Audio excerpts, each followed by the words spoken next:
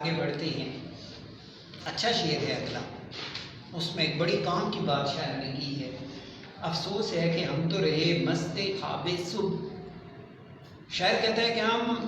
خواب میں مست رہے۔ خواب سے مراد صبح سے مراد یا خواب یا رات کو ظاہر انسان سوتا ہے، خواب دیکھتا ہے، تو یہاں پر رات سے مراد شاعر نے انسان کی پوری زندگی لی ہے۔ یعنی شاعر کہتا ہے کہ ہم زندگی میں مست ہو جاتے ہیں، زندگی میں ہم سو جاتے ہیں، خوابوں میں نکل جاتے ہیں، اور آفتاب عمر لب بام آ گیا۔ لب بام کہتے ہیں کنارے پہ آنا، سورج کا ڈوبنے کے قریب ہونا۔ شاعر کہتے ہیں کہ انسان دنیا میں آتا ہے اور پھر دنیا کے جو جھنجھٹ ہیں، دنیا کے جو باقی امور ہیں، انسان اس میں اتنا کھو جاتا ہے، اسے یاد ہی نہیں رہتا، اسے ہوش ہی نہیں رہتا کہ کب اس کا بچپن گزرا اور لڑکپن آیا، کب اس کا لڑکپن گزرا اور اس کا بلوغت اور جوانی آئی، اور کب اس کی جوانی گزر گئی اور اس پہ بڑھاپا آیا، اور پھر اچانک موت کا پیغام آ جاتا ہے۔ یعنی ہم دنیا میں اتنے کھو جاتے ہیں، دنیا میں اتنے مست ہو جاتے ہیں، دنیاوی کاموں میں اتنا پڑ جاتے ہیں کہ ہمیں یاد ہی نہیں رہتا کہ ہم نے مرنا بھی ہے۔ ایسے ہی ہے مثلا آپ ہیں، کبھی آپ نے سوچا؟ نہیں سوچا۔ آپ کہتے ہو نہیں یار ابھی تو میں پڑھ رہا ہوں۔ اب دیکھو نا ہماری کیا پلاننگ ہوتی ہے، آپ اس اسٹیج پہ پڑھ رہے ہیں، جی پڑھ جائیں گے، ایجوکیشن مکمل ہو جائے گی، اچھی سی جاب مل جائے گی، شادی ہو جائے گی، بچے ہو جائیں گے، نوکری کریں گے، ڈپارٹمنٹ میں جائیں گے، اور ہمارے وہم و گمان میں بھی نہیں ہوتا کہ موت کہیں نہ کہیں ہر وقت ہمارے لیفٹ رائٹ چلتی رہتی ہے، ہر وقت۔ وہ ہے نا ایک وہ شعر ہے، مجھے سارا وہ یاد تو نہیں ہے، اس پہ ہے نا کہ جسم روح کو بنا کے جسم کا قیدی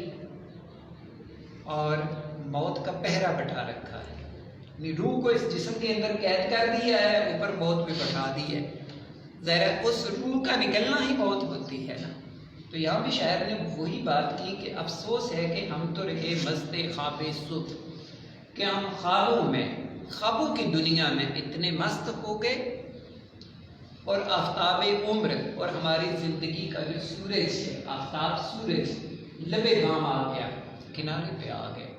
ظاہر ہے جب سورج کنارے پہ پہنچ جاتا ہے، جب عصر کا وقت ہو جاتا ہے، تو اس سے کیا مراد ہوتی ہے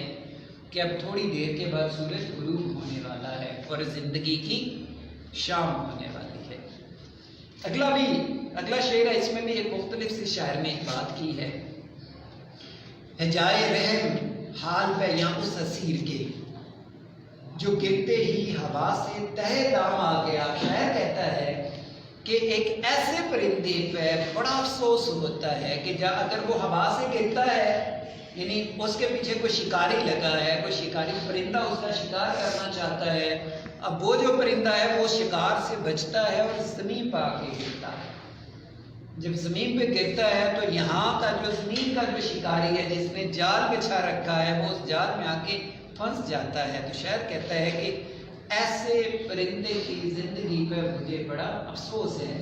یعنی دوسرے لفظ میں آپ کہہ سکتے ہیں کہ آسمان سے گرا اور کھجور میں اٹکا، کہ ایک مصیبت سے نکلا اور دوسری مصیبت میں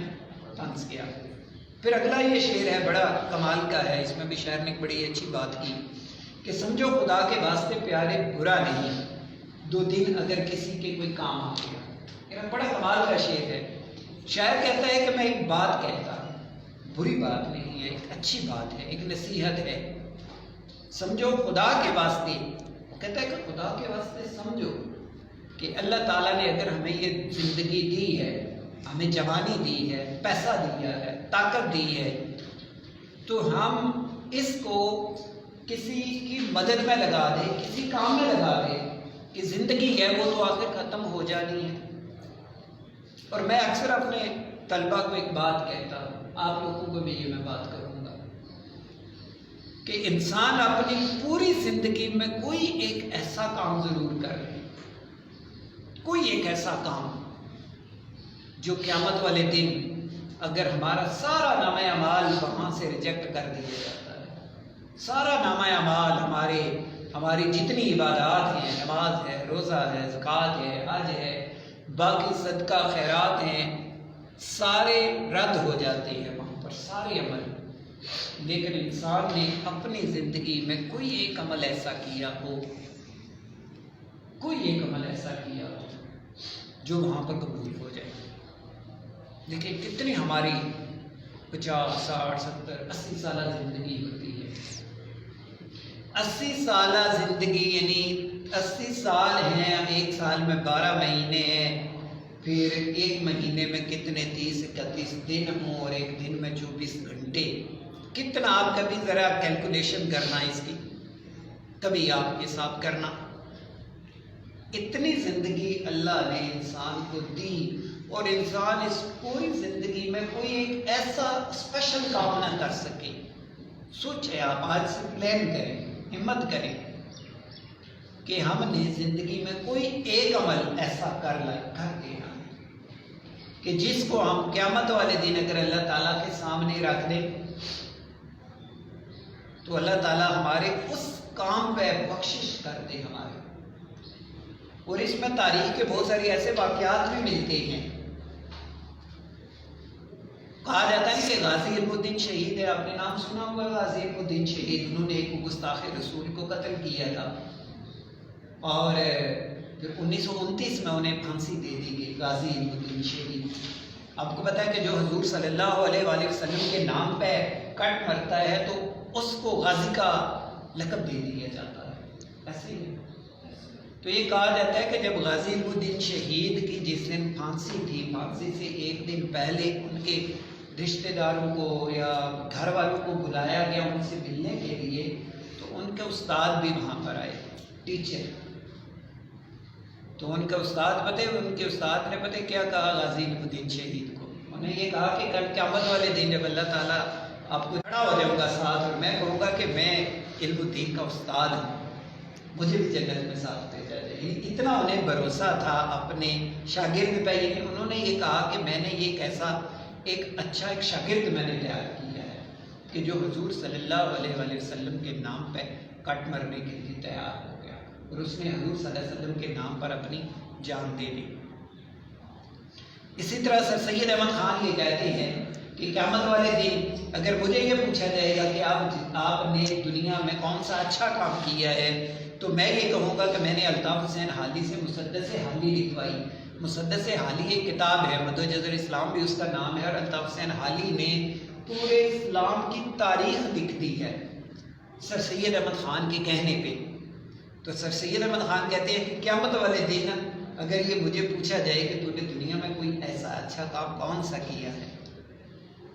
بلکہ ایک دو اور واقعات میں آپ کو سناتا ہوں۔ ان کا حضرت امام حسن بصری رحمۃ اللہ علیہ کا ایک واقعہ ہے۔ کہتے ہیں کہ وہ ایک دفعہ تلاوت کر رہے تھے، یعنی اس میں دوزخ کا ذکر آیا تو وہ اتنے روئے کہ ان کی آنکھوں سے آنسو نکل کے نیچے بہنے لگے۔ تو نیچے کو بندہ گزر رہا تھا، وہ آنسو اس کے پگڑی پہ جا کے سر کی پگڑی پہ پڑی، تو اس نے نیچے سے آواز لگائی کہ کون ہے جو میرے کپڑے خراب کر دیے ہیں؟ تو امام حسن بصری نے اوپر سے کہا کہ جی میں ہوں حسن بصری اور یہ میری آنکھوں کا پانی گر گیا ہے۔ کہتے ہیں کہ وہ بندہ اتنا ان کا گرویدہ ہو گیا کہ وہ گھر گیا اور گھر جا کے اپنی بیٹی کو اس نے کہا کہ یہ جو پگڑی ہے میری، یہ سنبھال کے رکھ دو، کل جب میں مر جاؤں تو اس کو میرے کفن میں ساتھ رکھنا ہے، اور قیامت والے دن اگر اللہ تعالیٰ مجھے پوچھیں گے کہ تو دنیا سے کیا لایا ہے، تو میں کہوں گا کہ میں حسن بصری کے آنسو والی پگڑی لے کے آیا۔ بلکہ آپ نے وہ غار والوں کا واقعہ آپ نے سنا ہوگا، 3 غار والے ہمیں کہانی پڑھتے ہیں۔ وہ 3 غار والے ہیں، وہ کہیں ایک جگہ غار میں پھنس جاتے ہیں، وہ بارش کا موسم ہے تو غار میں پناہ لیتے ہیں، جو بیٹھے ہوتے ہیں تو اوپر سے ایک بھاری پتھر گرتا ہے، غار کا منہ بند ہو جاتا ہے۔ اب وہ تینوں پورا زور لگاتے ہیں وہاں پر کہ جی کسی طرح یہ پتھر ہٹ جائے، لیکن پتھر وہاں سے نہیں ہٹتا۔ اب دیکھ لیں ان میں سے ایک بندہ کیا کہتا ہے کہ یار ہم ایسے کرتے ہیں کہ ہم کوئی ایک ایسا کام جو ہم نے خالص اللہ کے لیے کیا ہے، ہم اس کام کا اللہ کو واسطہ دیں۔